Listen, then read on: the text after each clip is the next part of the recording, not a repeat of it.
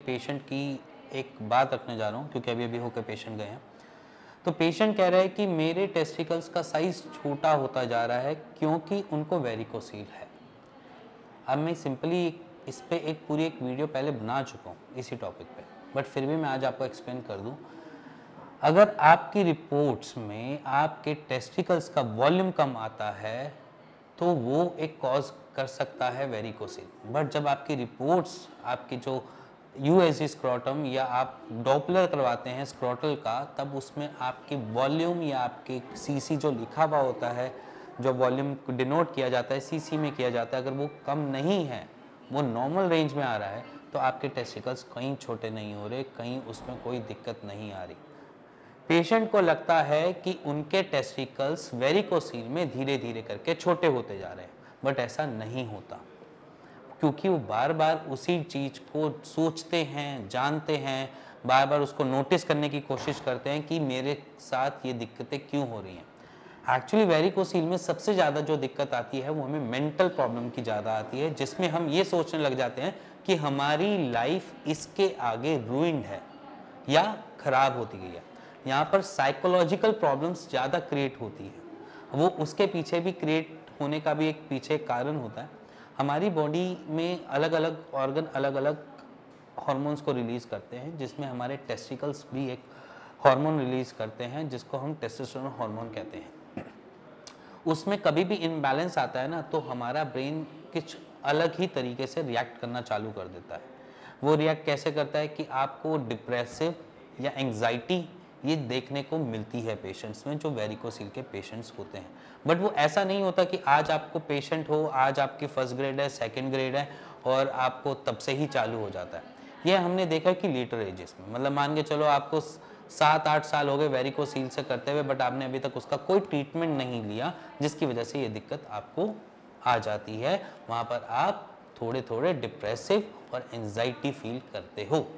But अगर हम इसको अलग तरीके से देखें, अलग तरीके से मतलब कि अगर हम इसको लॉन्ग रन में ना लें, चाहे आप वहाँ पर आप कोई भी ट्रीटमेंट लें, चाहे आप होम्योपैथी लें, चाहे आप आयुर्वेद लें, उसको साइड बाय साइड चलाते रहें, तो शायद ये आपको कभी दिक्कत भी नहीं दे। अब बहुत सारे पेशेंट्स होते हैं जिनके हमने देखे हैं कि रिकवरी बहुत स्लो होती है, जिसके अंदर हम देखते हैं कि सिम्टोमेटिक चेंजेस हमें मिलते हैं, जैसे कि उनको पहले से रिलैक्स फील हो रहा है या उनको डिप्रेशन नहीं फील कर रहे, अब उनको ऐसा लग रहा है कि अब मैं ठीक हो जाऊंगा।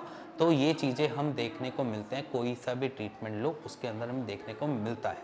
अब उसमें क्या होता है कि हम आपके टेस्टिकल्स की पावर को भी बढ़ाने की कोशिश कर रहे हैं। टेस्टिकल्स की पावर ऐसे नहीं कि हम उसके अंदर कोई शक्ति डाल रहे हैं, हम उसको ट्रीट करने के लिए आपके टेस्टिकल्स को, जैसे कि हम एजोस्पर्मिया या ओलिगोस्पर्मिया में थोड़ी स्ट्रेंथ देने के लिए मेडिसिन को ऐड करते हैं, वैसे ही हम वेरिकोसील में भी उस मेडिसिन को ऐड करते हैं, जिसकी वजह से आप अपने टेस्टोस्टेरोन लेवल को नॉर्मल कर सकें।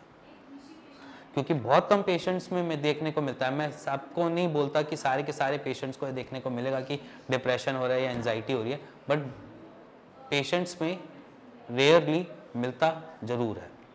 अब यहाँ पर लाइन ऑफ ट्रीटमेंट आपका ऐसा होना चाहिए जिसमें आपको बेटर मिले, आपको क्या मिले, रिजल्ट मिले, या फिर आपको मिले कि आपको सिम्टम्स रिलीफ मिले।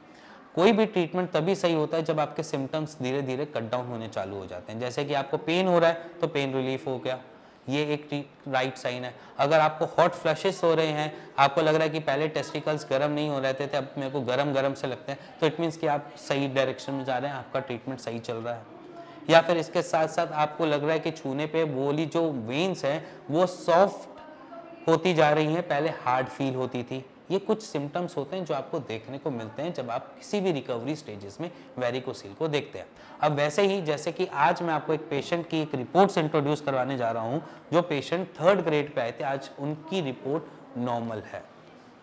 3rd ग्रेड के वेरिकोसील को आज की डेट में जो हम आपको दिखाने जा रहे हैं बिफोर और आफ्टर की रिपोर्ट में, 3rd ग्रेड से वो बिल्कुल नॉर्मल स्टडी में कन्वर्ट हो चुके हैं, सिर्फ और सिर्फ एक आयुर्वेद ट्रीटमेंट की वजह से।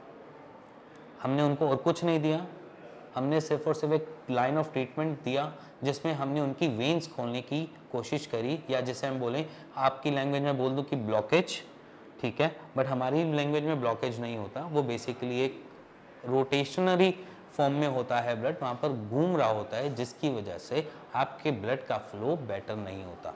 उसको हमने ठीक किया, जिसकी वजह से उनके जो रिफ्लक्सेस हो रहे थे, जो उनकी वेन फूल रही थी या पाइनिफॉर्म फॉर्म क्रिएट कर रही थी, वो धीरे धीरे धीरे धीरे अपने स्ट्रक्चर में आ गई और आज की डेट में उनमें कोई भी वेन में रिफ्लक्सेस नहीं दिखाई दे रहे, जिसकी वजह से वो वेरिकोसील क्योर्ड हो चुके हैं बिना सर्जरी, बिना किसी दिक्कत के। आज की डेट में वो नॉर्मल है, आपके और मेरे जैसे, जैसे कि उनको कुछ वेरिकोसील हुआ ही नहीं। अगर आप वेरिकोसील के बारे में जानना चाहते हैं, समझना चाहते हैं या कुछ पूछना भी चाहते हैं, तो आप बेचिंतित होकर, बेपरवाह होकर नीचे दिए हुए नंबर पे मेरे को कॉल कर सकते हैं, मेरी टीम से बात कर सकते हैं, या फिर आपके पास कोई रिपोर्ट्स हैं तो आप रिपोर्ट्स भी शेयर कर सकते हैं और उसकी एक राइट गाइडेंस ले सकते हैं। इसी के साथ मिलेंगे फिर अगली वीडियो पे, जो आपको वेरिकोसील से बाहर निकलने में मदद करेगा। तब तक के लिए नमस्कार।